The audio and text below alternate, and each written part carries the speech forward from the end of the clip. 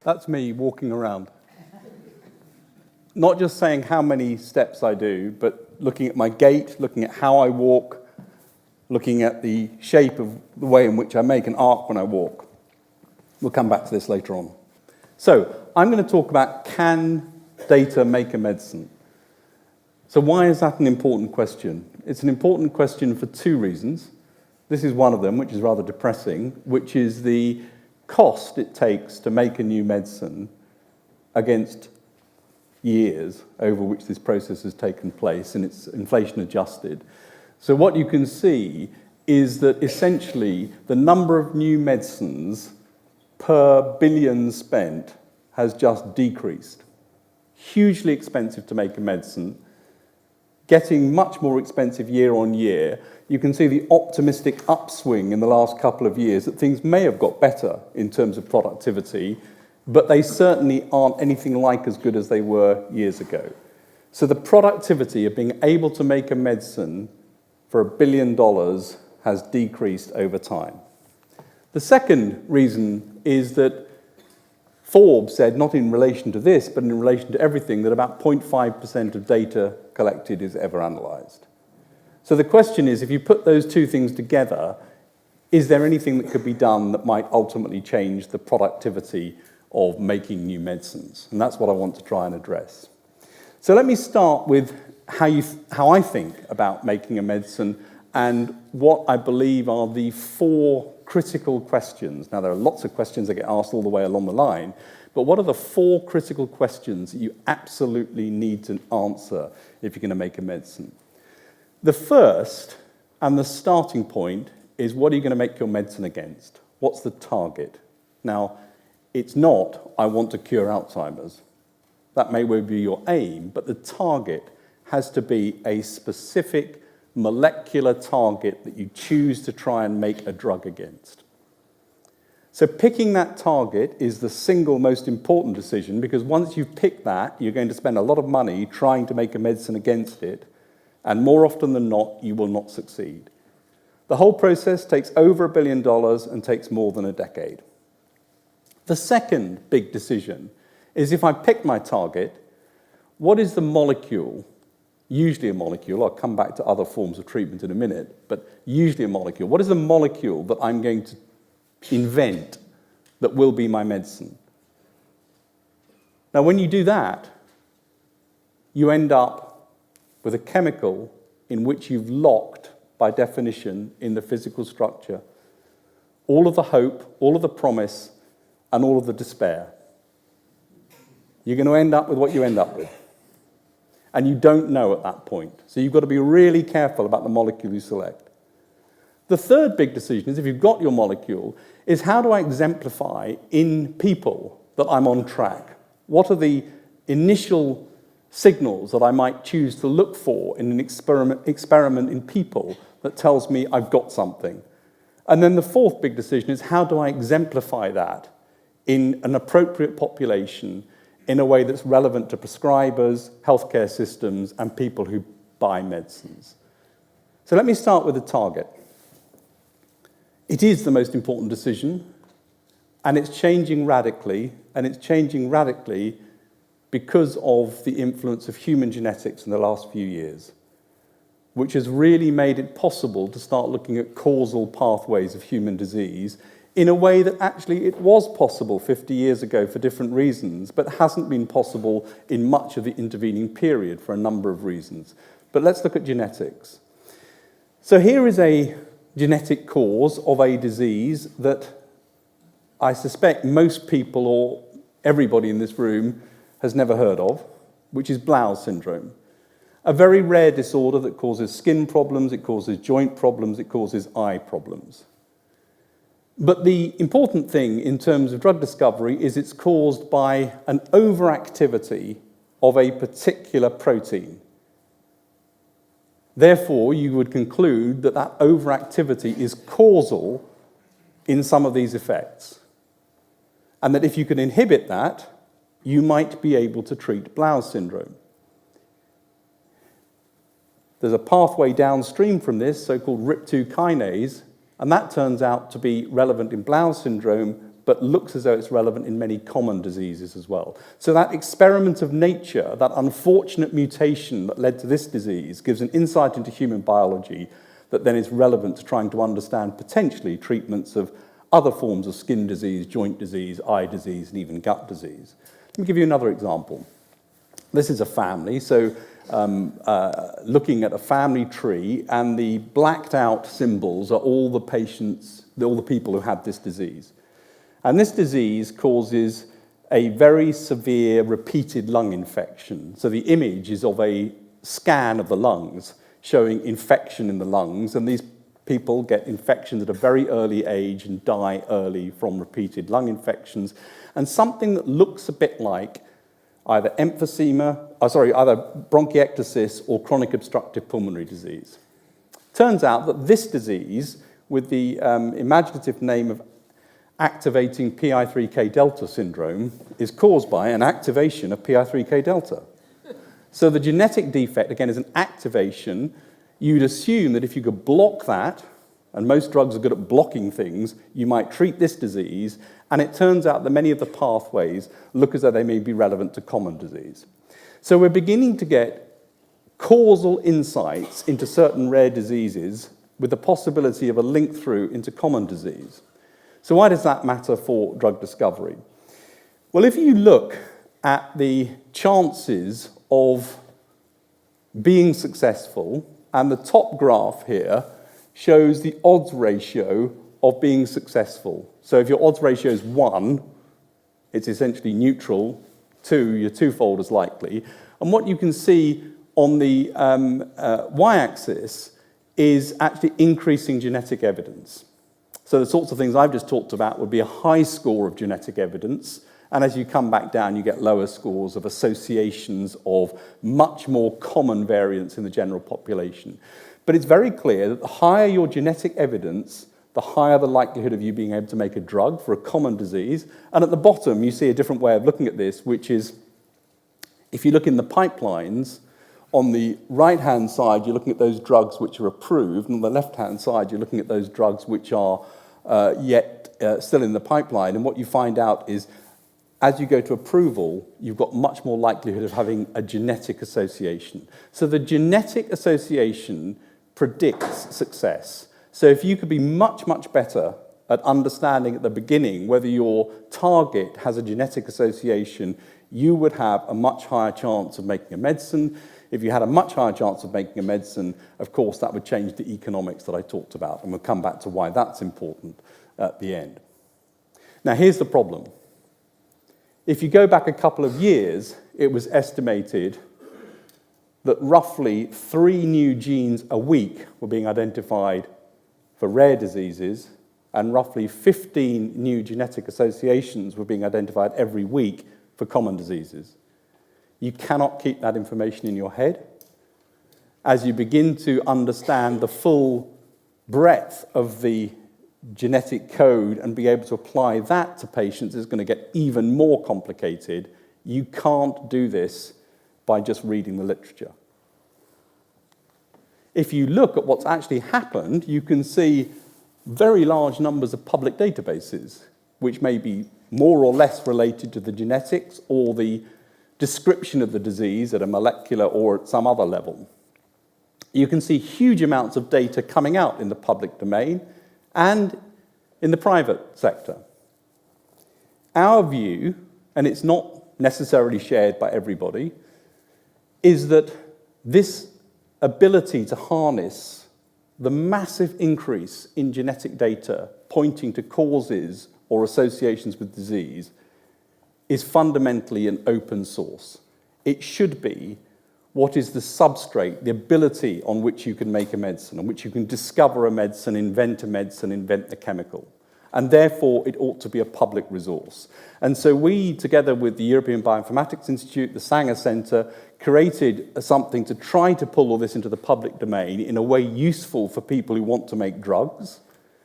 We benefit from it, lots of other people benefit from it, but we also have the opportunity to bring some of the data of our own and merge it with this.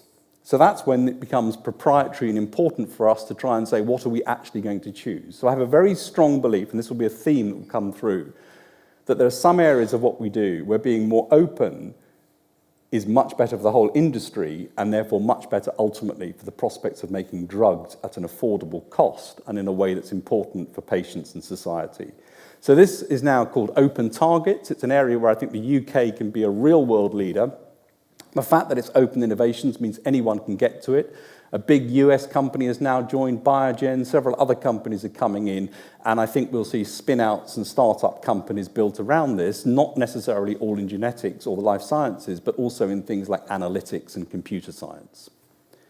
So targets based on genetics, I believe, is a public resource that massively increases the chance of being successful. It doesn't give you the answer, you've still got to pick, but you're more likely to be right when you pick. Let's move on then to the molecule and ask the question about how we identify a molecule. And I'm going to start with what's called classical drugs, i.e. small molecules, the sort of things that you would have in a pill. Now, any chemists in the audience are going to feel faint when I describe this, because my little diagram on the top side of the graph here is essentially saying when you've got your targets, you throw chemicals at it and see what sticks. And that is essentially what starts the process. So you can do that in a number of ways. You can do it with a very large compound collection. So you might have 2 million compounds trying to cover a diverse chemical space and screen that robotically against your target. Or you might take fragments of molecules and see if they stick, and you can build the molecule, the drug you want, on the target. Or you might know enough that you say, I only need to look at a set of compounds because I know what class of drug I'm looking for. Or you might screen even up to 1 billion compounds, tagging them with DNA as a barcode, where DNA now is not the substance of life, it's actually simply a barcode that you can read and you can deconvolute. So there are very many different ways in which you might screen, but essentially that's a starting point. And that starting point then needs to be worked on by very smart medicinal chemists who need to take the starting point and say, how can I turn this chemical, which I know does something to my target, into something that actually looks like a drug? What does that mean? It means it's got to be tolerated, it's got to be on target, it can't have lots of off-target effects affecting lots of other proteins in the body. It's got to be absorbed. You don't want to take it 15 times a day, you'd like to take it once a day. You've got to start building in the properties that are essential for making a medicine.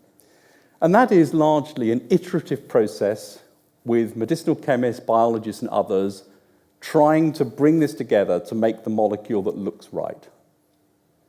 This is clearly an area where data, historical data, what you already know about compounds becomes very, very important. So is it getting better? The answer is yes. So the first challenge, of course, is how do you describe your molecule? What are the things you need to do to make a digital description of the molecule you're talking about? And you can see some options here: the shape, the fragments, the so-called pharmacophore, i.e. the molecule itself fitting into the target. You can look at molecular fields around the molecule itself. So the first step is to get some digital description of the molecules you're making, and then to use all the data you can, and most companies, ours included, have lots and lots of historical data. The world has much more data than any one company can have, and frankly, the problem, even in our company, is trying to access some of the data we've got. I think we've resolved that now largely, but it's been an uphill struggle to get those data in the right form. Why does this matter? I'll give you an example. So I said you have to take your starting point and you have to turn that into a medicine. Here is an example. So the green thing is the drug molecule.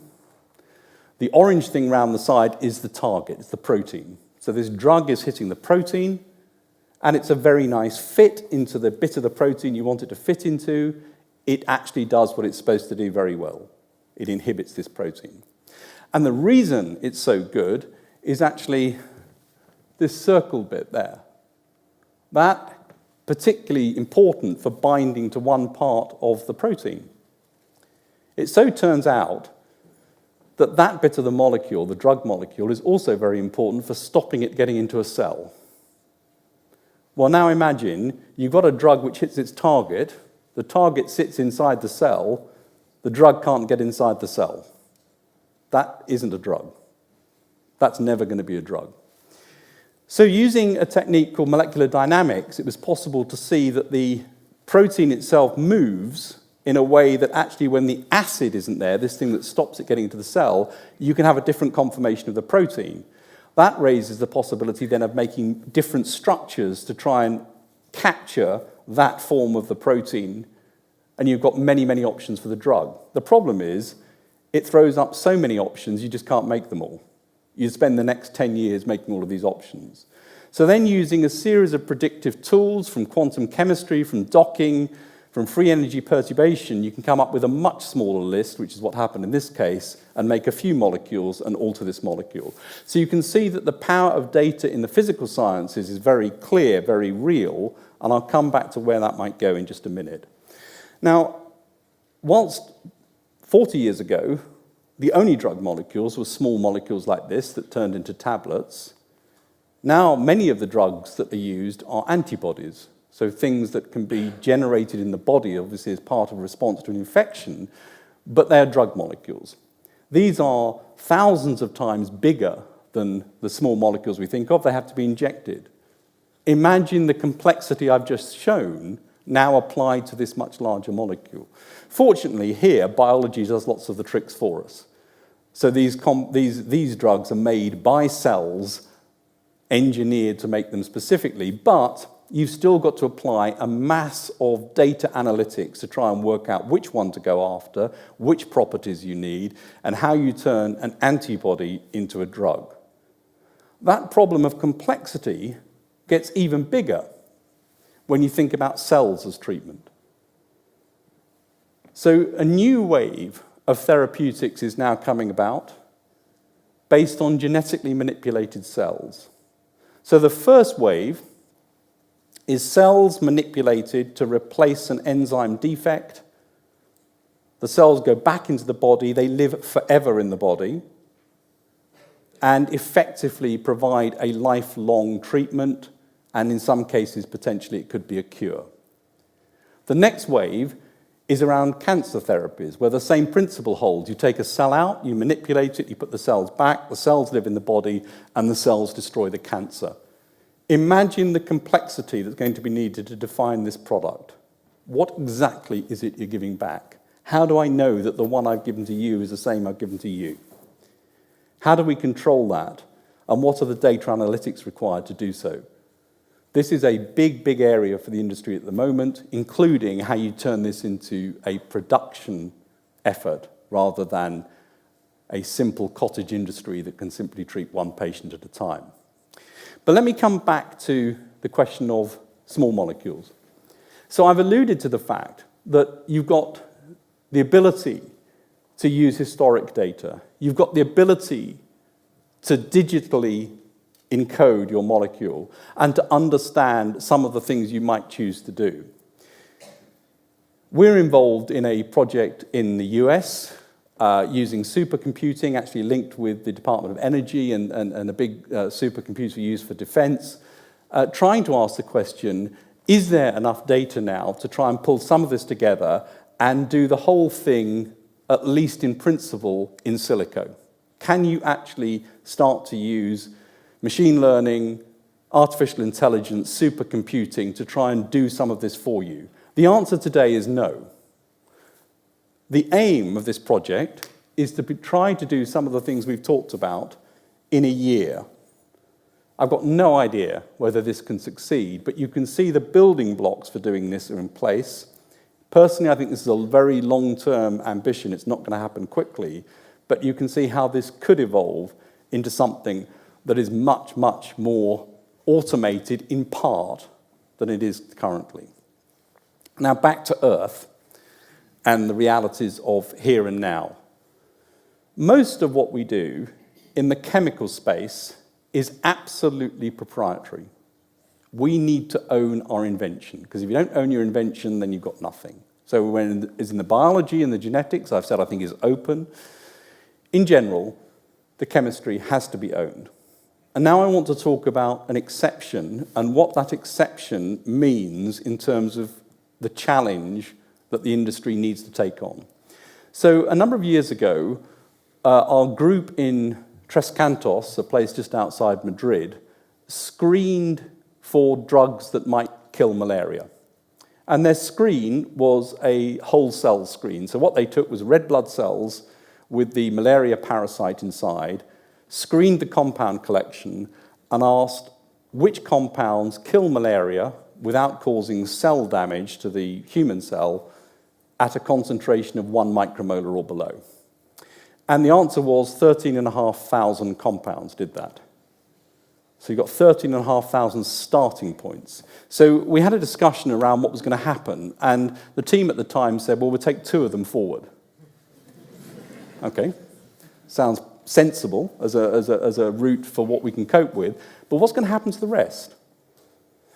So we thought, actually, this is an area where the world desperately needs medicines, and frankly, companies are not going to make a lot of money, because if you make a medicine here, you've got to make it accessible at a reasonable price. So why wouldn't we take a totally open innovation approach here? Why wouldn't we put all of these compounds into the public domain, try and cluster them in some way based on properties, and invite others to join us in trying to work out how to make better starting points for malaria, or to use the compounds themselves as tools to probe malaria biology, to see whether that leads to something more successful than us trying it alone.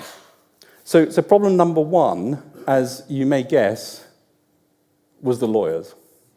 They did not like the idea of giving out 13,500 compound structures into the public domain. But in fact, as I've said, these aren't really drugs. These are starting points. And in the end, we agreed this was absolutely the right thing to do.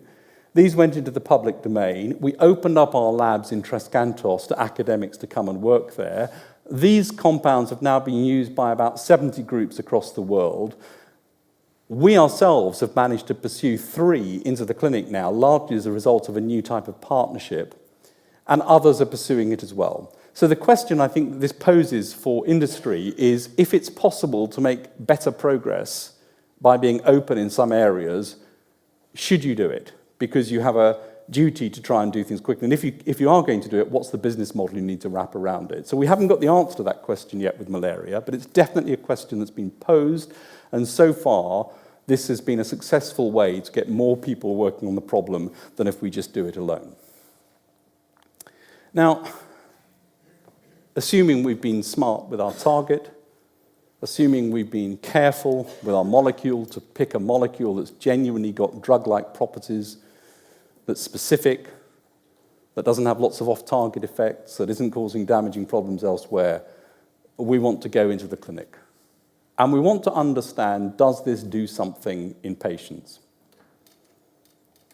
So take diabetes. In some ways, a relatively easy way to try and look for something there would be to say, I take somebody with diabetes and I give the drug and see if their blood sugar goes down. You'd know you're on track. If you had a drug against cancer, you could say, does the drug actually reach the cancer, and can I see some evidence of cell death? And you'd say, I think I'm on track. But it's not always that straightforward. This is your window into my day on Monday the 15th of May. So what was being recorded is my heart rate in green, my activity in red in terms of steps, my respiratory pattern down the bottom in orange. You can see whether I was standing up, walking, running, whatever. Imagine now that you want to make a drug that has an effect on the respiratory system, some respiratory disease. What would you like to know? You'd like to know that your breathing got better. You'd like to know that you could walk more. You'd like to know that you were doing useful activities. You'd like to know you weren't having an adverse effect on the heart. And you'd like to measure as much of that as possible. This was done simply with a patch stuck on me. Normally, what would happen is you'd make a measurement at 8 o'clock in the morning, and you might make another measurement the next day at 8 o'clock in the morning. Look at the information that you're missing. Look also at the complexity of understanding what's underlying this. So this ability, which is now very much here and now in the digital age, to collect continuous data and to collect large amounts of data across different domains, is going to change the way we think about drug development in a clinic. Now, I want to now move to a demonstration. So I'm the one there called Patrick. And you can see my heart rate is pretty rotten at the moment at 114. What I'm going to ask is that the other 5 people who've got these on put their hands up. So here are some volunteers who kindly agreed to do this. And you can see their heart rates as well. Now, keep your hands up just for a minute if you would. What I'm going to ask is that you come down here and do some mental arithmetic for me. And I'm also going to see how good you are at knowing the capitals of Asia, capital cities in Asia. So we'll do it in a minute, one at a time.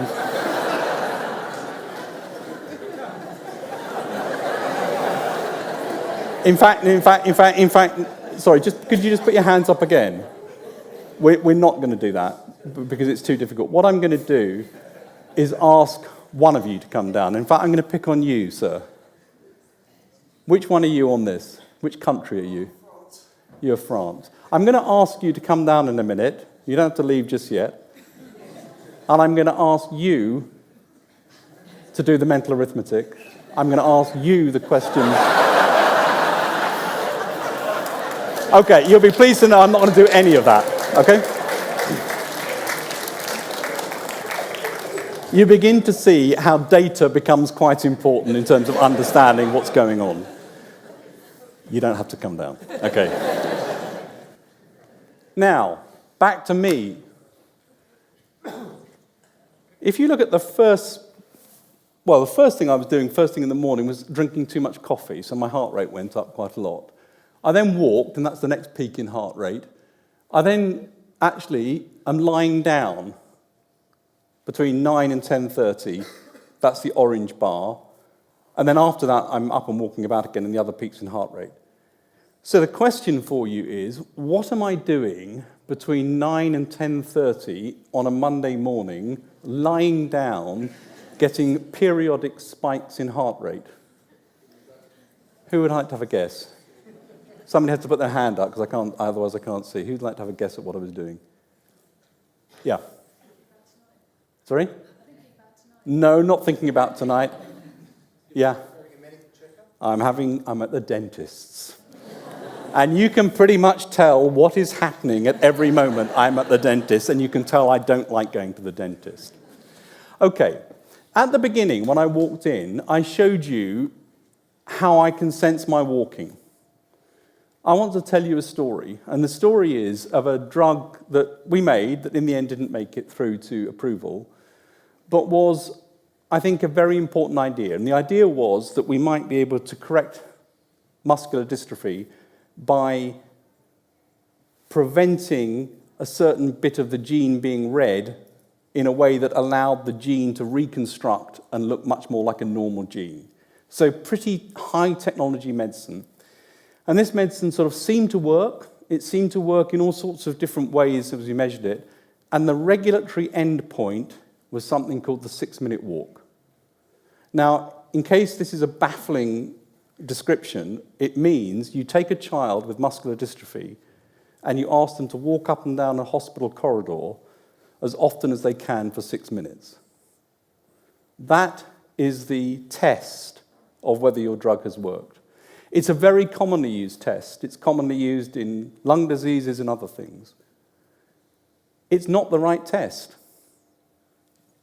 You know that a child will do more or less depending on how they're feeling.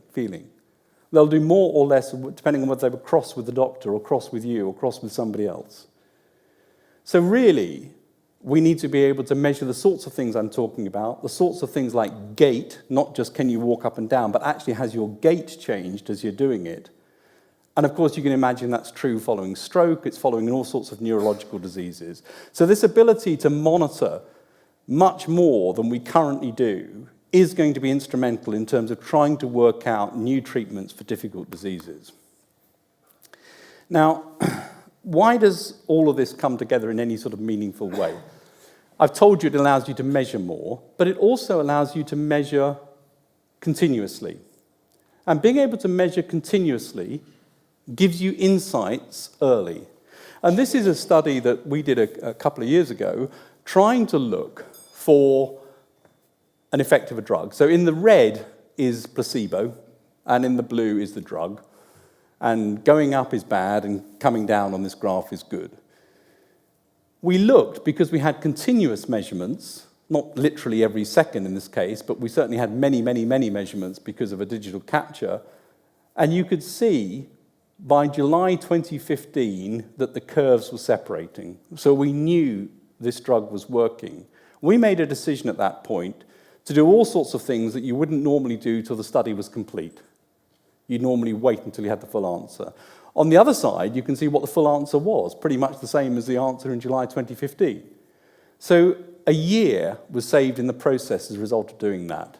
That's really what the promise is, that you can start to get earlier readouts, much more consistent, much more able to make rapid decisions. Now, there's one other thing that's quite important, which is, if we can perhaps move on to the display here.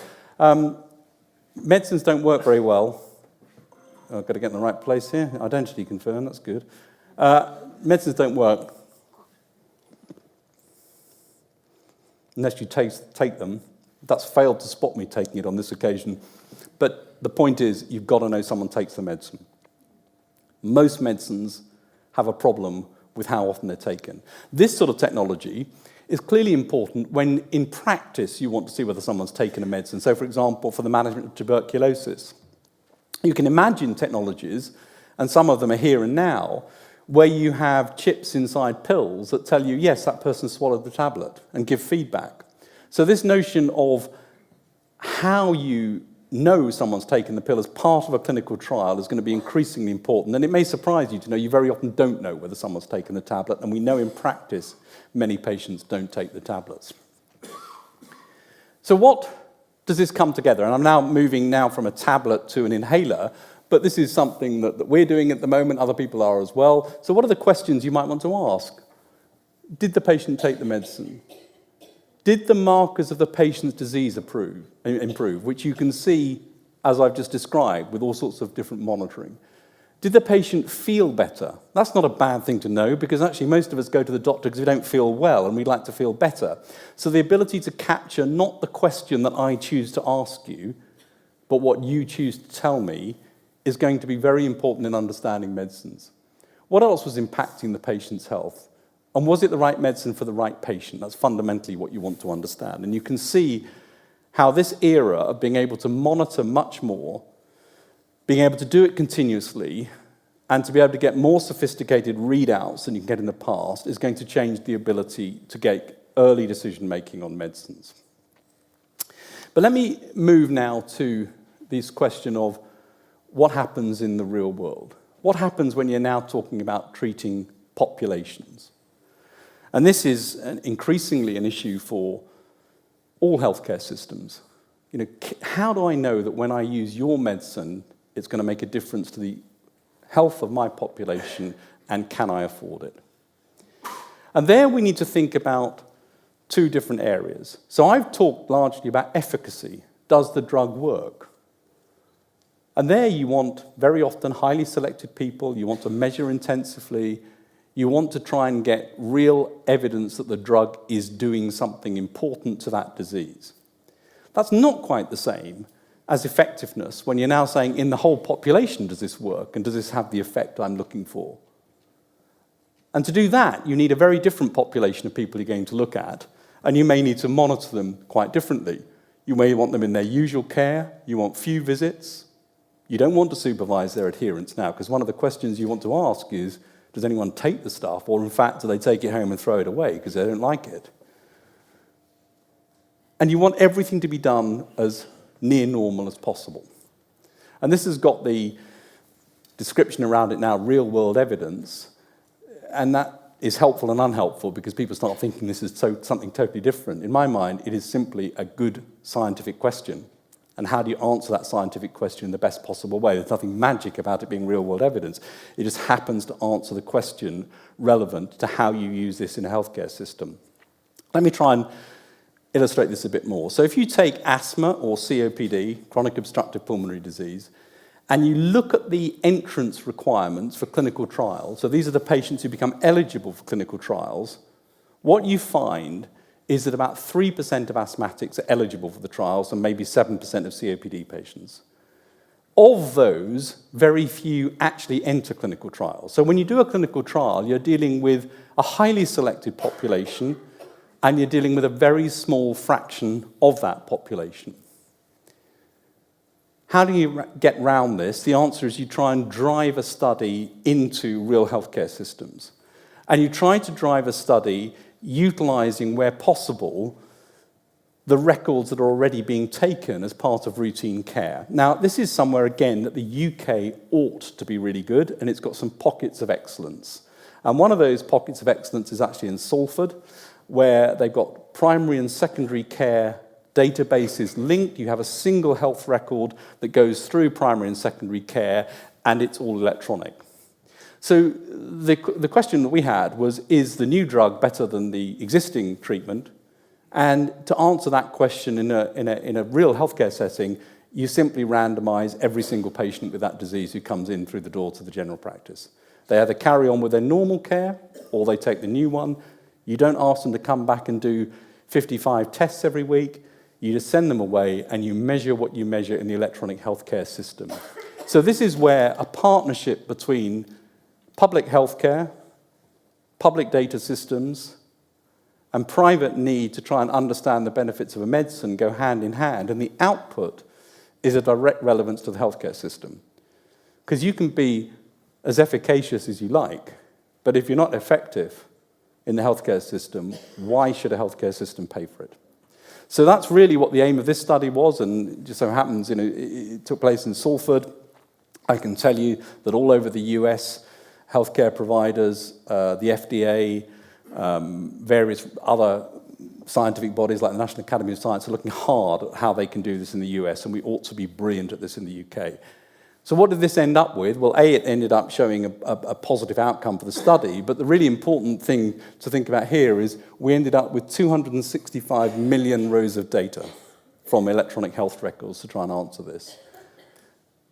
This took us lots of money, about £80 million, lots of infrastructure to make it happen, but you can see this ought not to take lots of money and infrastructure going forward. This ought to be something you could do much more routinely in healthcare systems. Social listening. So if you then start to ask, what else do I know about my medicine? This was a project set up to try and look for drug safety. Now, if you go into any of the social media sites and you start looking around for drug words, what you find, assuming we mean medical drugs, if you look for the other types of drugs, you have a totally different outcome and make different friends. But if you're looking for medicines, you find all sorts of things that are being talked about. So people say, I feel this, I feel that. I didn't like this, I like that. And so this started as a project in GSK looking at safety and asking, can you pick up a safety signal much earlier if you look across social media and try and detect in free text and text mining things that look like safety signals that keep popping up? And we don't know the answer to that yet, but interestingly, what you do pick up much more readily is answers about effectiveness of the medicine and efficacy. People say, this really works for me, or this doesn't work for me. So we're at early stages. There's many other people are doing this sort of thing, trying to ask, what can you learn about the true performance of your medicine, and what new things do you find? Where do you find somebody saying, I can't sleep whenever I take this medicine? Or, you know what, this one's made me be able to walk out and go to the shops every day. Things that you don't normally pick up in clinical trials may well start coming out through this sort of technology. Now, this is a very boring slide. But it covers what I think is an important point. A number of years ago, GSK decided to make its clinical trial data available. And actually, Richard Sykes is here, was instrumental at the very origins of that. But we've gone a very long way of saying clinical trial data must be available to people. Why? Because when you enter a clinical trial, you give up your time. You have a belief that you're contributing to the good of humanity. You have a belief that the results will be used for good. So there is a sort of reason to do it in terms of the volunteers, but there's also a very strong scientific reason to do it. It's very difficult to replicate a big clinical trial. They cost hundreds of millions of pounds. So if you're not going to reproduce the trial, at the very least, the data needs to be something that you could go and re-interrogate. Somebody else could look at it and say, I agree, I disagree. Somebody else could say, I draw a different conclusion because of the way I've looked at this data. Or they can say, yes, that's right. And that's an important part of scientific reproducibility, and therefore is a fundamental scientific reason to do this. So we started a system to try and get down to individual patient-level data access, anonymized, and set up a system through the Wellcome Trust. And now all these other companies have joined and are doing the same thing. And there's a similar system set up in the US as well. The reason for showing you this slide is not everyone was thrilled about wanting to do this, but a very interesting and unexpected effect occurred. It turns out that we are all very interested in each other's data. It turns out that actually the placebo arms of trials carry an enormous amount of information about disease prevalence, disease progression, natural history of disease, how designs of trials optimize or de-optimize the possibility of getting a result. And so the companies themselves are now using these to try and optimize clinical trial design and make sure that you get the most effective way of trying to address the question you're addressing. So this openness, which I think started as a sort of trust issue, I think is a scientific issue, and now is a key data repository to try and improve clinical trial design. So let me try and draw this to a close. I've argued that advances in human biology, particularly in genetics, are occurring at a very fast pace, a pace that nobody can keep on top of in their brains or by reading the literature. And therefore, there is a need for data to be aggregated and accessible and usable, and I believe that needs to be largely public domain data. There is a societal need to get more medicines and to get them affordable. And if you can reduce the cost, so let's say you could make it twice as likely that you could get the right target. You could get to your molecule in half the time you currently can. You could make a very early decision, positive or negative, in the clinic. So you would kill molecules that aren't going anywhere and accelerate those that can. And you could demonstrate value to healthcare systems. It's much more likely you will be ending up with a medicine that's affordable and actually fits into healthcare systems. I haven't really touched on cure, but we are in an era where that word does become possible.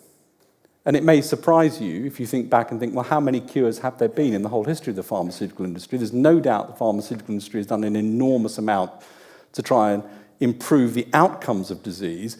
But in terms of cures, not very many. Antibiotics, yes, cure the disease you've got. Now you can treat HCV and cure that. And there are definitely some forms of childhood cancers that you can routinely cure. Leukemias you can routinely cure. And there are some other cancers, of course, which ultimately get cured, but you can't routinely do it. Now, with the advent particularly of cell and gene therapies and other approaches, cures are going to become more common. So there are many imperatives to get this right. And the fundamental question then is, how can you optimize data to get this right? How do you think about data structure, storage, curation, access? What is open and therefore facilitates everybody, and what is proprietary and you need to know it for yourself? These are very real problems, and I want to end by an example that many of you will know, which is there was a problem in trying to solve a structure of a protein. And it was a protein involved in HIV infection. And the experts had struggled to solve this particular protein structure. The data were put online, and non-specialists, gamers and others, solved the problem in 3 weeks. Now, I don't know how common that is, but you could imagine in every single aspect of what I've talked about, there is fundamentally a data question which isn't necessarily a biological or chemical question, and you can look at it in different ways. So at the very extreme end, there is a democratization of data which leads to much more rapid advances into what could be done in terms of solving some of these problems. So I don't know whether 0.5% is the right number to analyze or not. I do know that you've got to be very thoughtful about the data you collect. You've got to be very clear about the purpose. So I'm absolutely not advocating and not a fan of the idea that just because you've got the data, you've got the answer. You haven't. You have to think carefully about how to do this, how to structure it, and how to access it. But it's very clear that from target through to chemical through to clinical, there are opportunities to be much, much better at what we do. And there will be opportunities for artificial intelligence in some areas sooner than others. And I want to just thank some of the people who've done the work involved in this, and particularly thank here, and they should really stand up, my two colleagues, Lewis and Matthew, have actually managed to make some of the demonstration actually work, which has got nothing at all to do with me. Where are you? You now do have to stand up. I mean it seriously this time.